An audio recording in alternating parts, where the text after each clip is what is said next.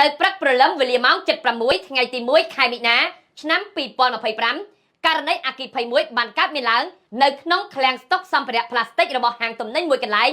នៅក្នុងសង្កាត់ហៀបបិញភឿកខណ្ឌធូដុកទីក្រុងហូជីមិញហើយបានរាលដាលដល់ផ្ទះជុំវិញដែលធ្វើឲ្យប្រជាពលរដ្ឋវៀតណាមជាច្រើនភ័យស្លន់ស្លោស្លែកឆោឡោ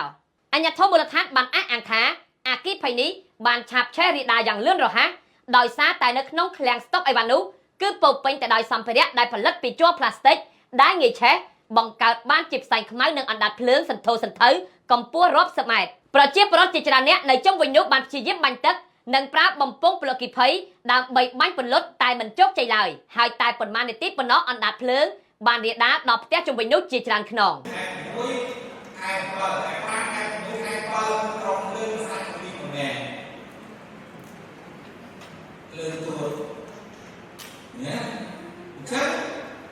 chắc một con đời lại nè cái công dụng làm buôn đi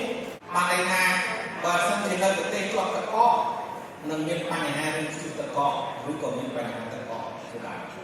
đẹp tổ tất có còn đây con tây cái áo nhưng cái áo hay là nông dụng nè cái áo hay là rồi hay là nó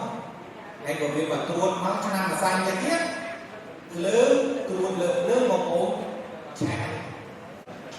chắc dụng đi thiệt lớn từ dụng trái dụng chọn trái chọn chá trời dụng xin ta cái dụng thật là nhớ dụng trái mà trái nữa